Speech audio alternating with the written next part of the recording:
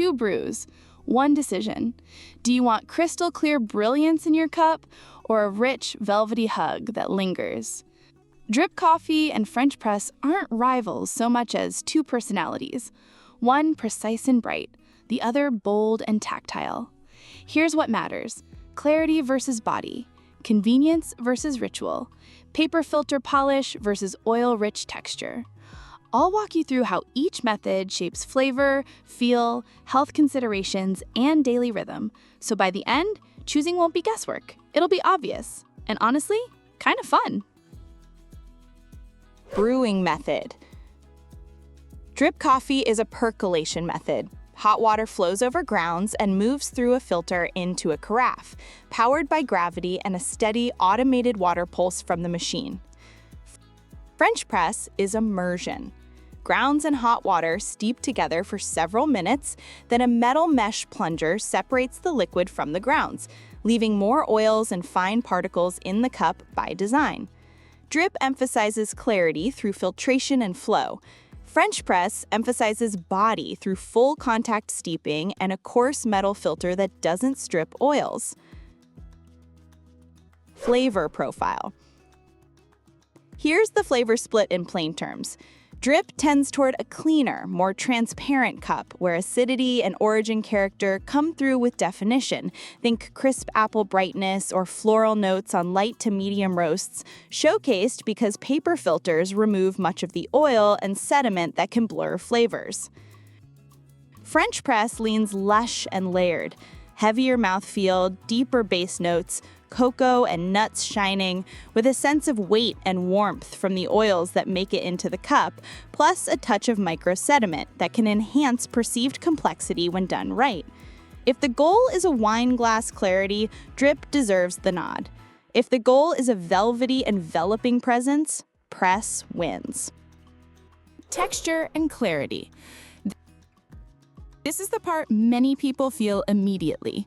Drip, with paper filtration, delivers a polished texture and high clarity, typically without visible fines or sludge, so the last sip tastes like the first.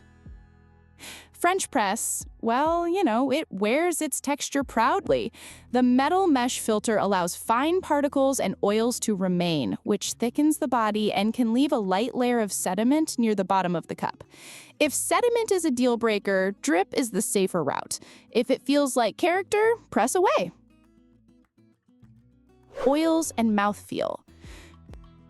Paper filters trap coffee oils very effectively, which is why drip coffee often feels lighter on the palate, even when it's flavorful.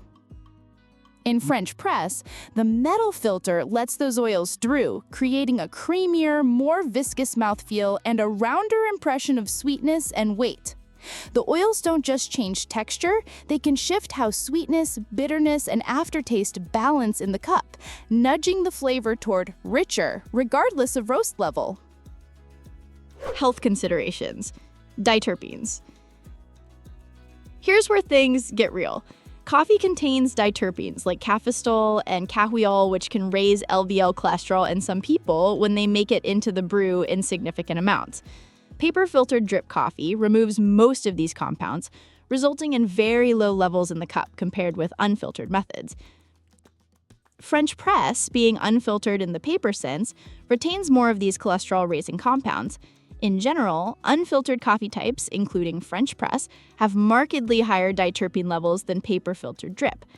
Recent work also highlights that while some workplace brewing machines can allow notable diterpene levels, regular drip brewers that use paper filters almost completely remove them, supporting the long-standing advice for those monitoring LDL to favor paper-filtered methods. If cholesterol is a personal concern, drip with paper filtration is the prudent choice.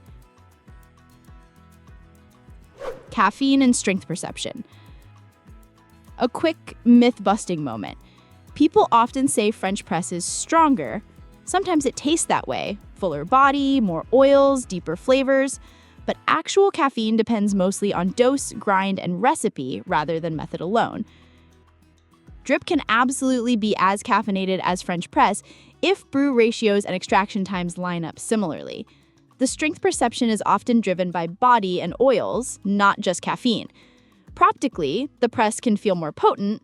Technically, both can be dialed to similar caffeine levels with proper ratios. Control and repeatability. French press hands over more variables: grind coarseness, steep time, water temperature, turbulence, plunge pressure, and the decision to decant promptly. Each one changes the outcome in noticeable ways.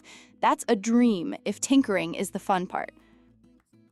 Drip is about consistency and convenience. Set the dose, fill the tank, press start, and the machine handles the flow and contact time with a predictable rhythm. Advanced drip machines still benefit from proper grind and fresh beans, but the repeatability is the point. Less fiddling, more reliable results at scale.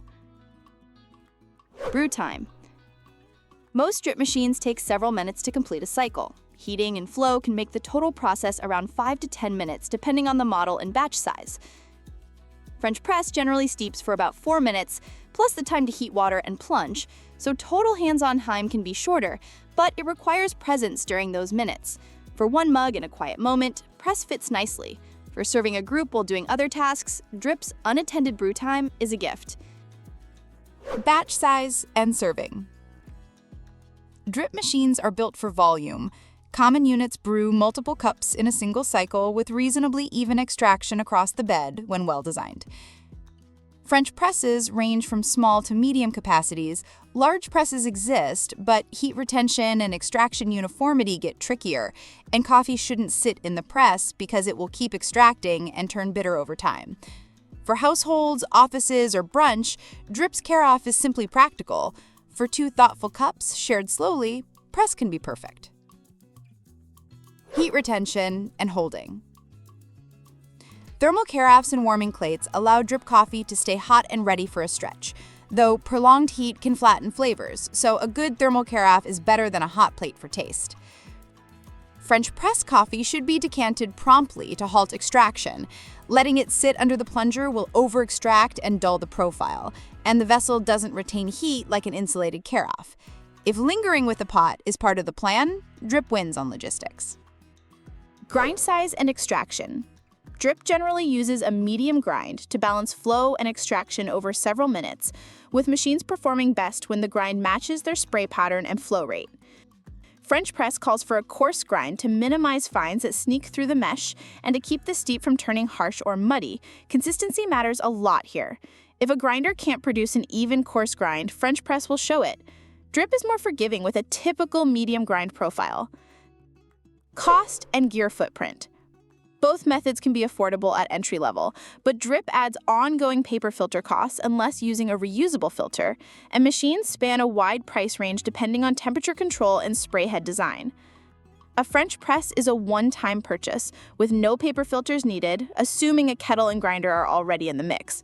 For minimal gear and maximum portability, French press is simpler. For households that value a ready carafe, drip's footprint earns its keep. Which one should win your morning?